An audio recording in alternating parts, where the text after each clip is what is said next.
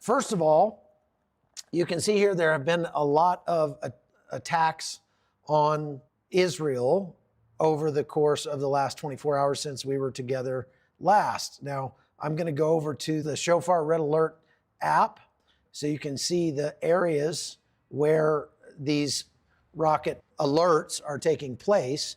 This one, the most recent volley, was right around Jish here. Jish is where I stay when I go up and cover the events in the north. You can see this has gone almost all the way down to the Sea of Galilee over here. This is 2 hours ago. We had all from Haifa north being covered with alerts. Over the past day, Israeli Air Force fighter squadrons have been conducting hundreds of sorties. Basically, the jet takes off from Israel, flies out to Lebanon, drops its ordnance, and comes back. That's a sortie. And they've done hundreds of those into Lebanon, targeting Hezbollah's infrastructure. What we're getting a sense of here is just how incredibly pervasive Israeli intelligence is on the ground in Lebanon. Because even without the pagers, even without the walkie-talkies, even without all the other electronic devices that they probably were using to track these operatives and listen in on them, they still are able to track and find the people that they're trying to liquidate very well. They are taking to calling this operation Operation Northern Arrows. And the idea is to eliminate all the threats to Israeli civilians that they can. They said that approximately 2,000 munitions were used to hit 1,500 targets, including Hezbollah positions in southern Lebanon and deeper inside the country, all the way up into the Bekaa Valley. The IAF is continuing these operations in real time. One of the most important places that they have struck is the Dahiyah neighborhood of southern Beirut. This is a real hotbed for Hezbollah. And they today eliminated the commander of the missile forces for Hezbollah. Anywhere inside Lebanon is a potential target at this point because the IDF has been tracking these things and keeping track of where these weapons are being stored for years. Their intelligence reports are telling them which buildings they need to take out, and they are doing so with extreme prejudice. And they're warning the civilians, so if the civilians don't get out, it's not Israel's fault at that point. They've also done targeted strikes against Hezbollah infrastructure, launchers, and other key assets. A senior Israeli official, after yesterday's attacks, says that only half of the precision missiles Hezbollah had on the eve of the war, and only 25% of the rockets that they had that are short range, those are ranges up to 40 kilometers, remain in Hezbollah's inventory. So that means that they've already run through, either by firing them at Israel or by getting them taken out on the ground, half of their most expensive missiles and 3/4 of their less expensive, less technically capable missiles. What that means is, if that's true, Hezbollah is losing its ability to shoot thousands of munitions all at once at Israel and overwhelm the defenses. So far, things are going pretty well Israel's way, if that is actually the case. Now, it has not been confirmed if, for example, that one preemptive strike that Israel made, where they claim to have taken out 6,000 rockets and their launchers, that by itself could have been 20% of all of the launchers that Hezbollah had in its arsenal. The residents of Sidon and Tyre and the border regions south of the Litani River and even further north in the Bekaa Valley have been fleeing. It gives the IDF the ability to know or to find out, to watch and see where the militants are, because they're saying, look, if you're not leaving these areas, you will be considered a combatant. And so then they watch and they can see military-age males running around. They can track them and figure out there's a place that needs to evaporate. They also continue to attack Hezbollah targets south of the Litani River. They hit launchers, military buildings, and weapons storage facilities. So far, Israel reports 20 injuries from this operation inside Israel. 4 of those were from traffic accidents in the last 24 to 48 hours. Hezbollah has fired thousands of rockets and drones, near 2,000.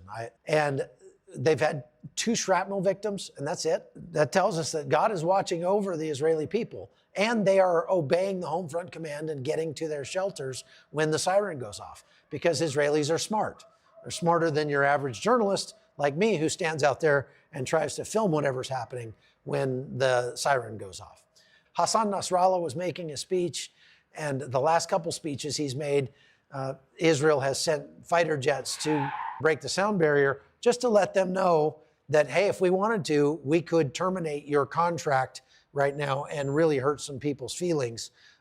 It's just like psychological warfare. Where does Damascus fit into all this?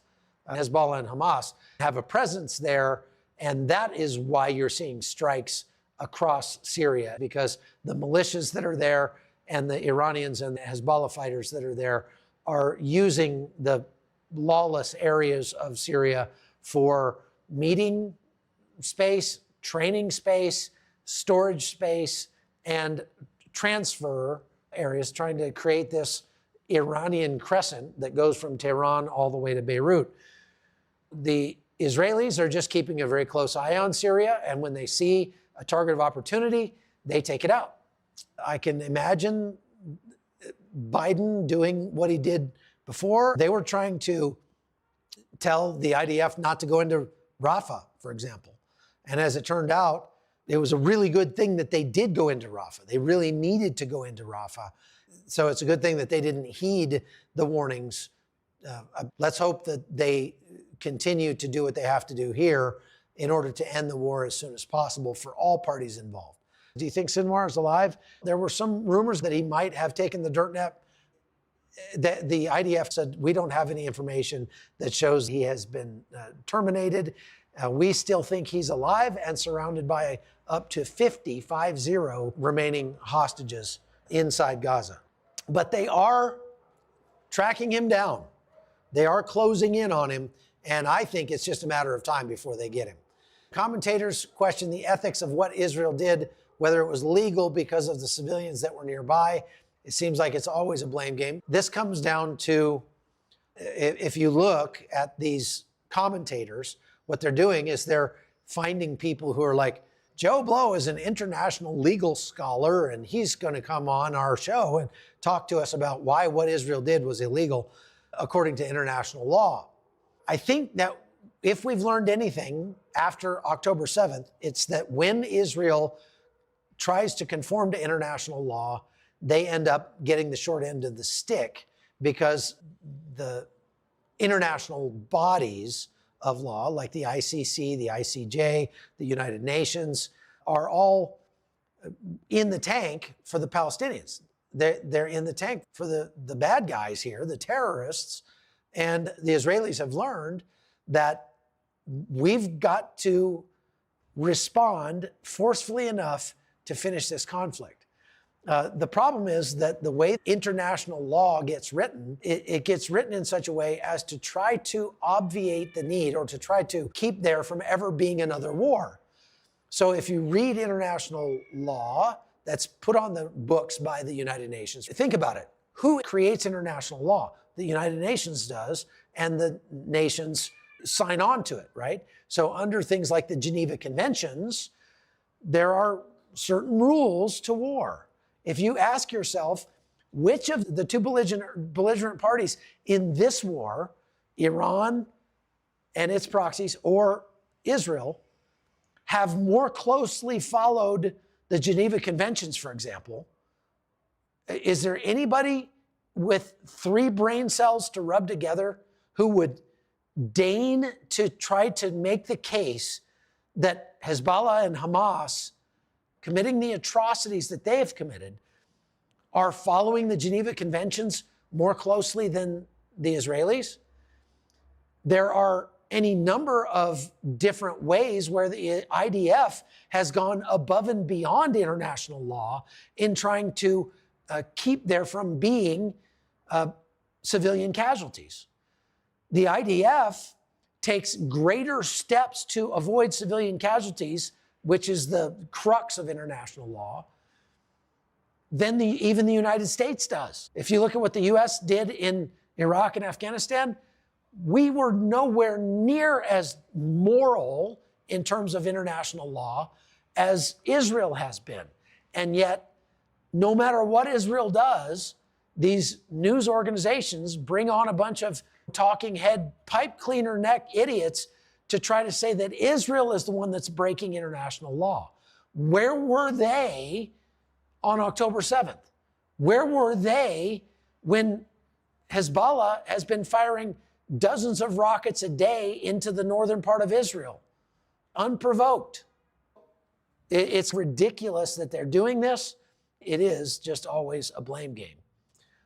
All right, that's all I've got for today. Thank you for watching. Please share the podcast and go to chuckholton.com and subscribe over there. Love you guys. We'll see you guys later. Take care.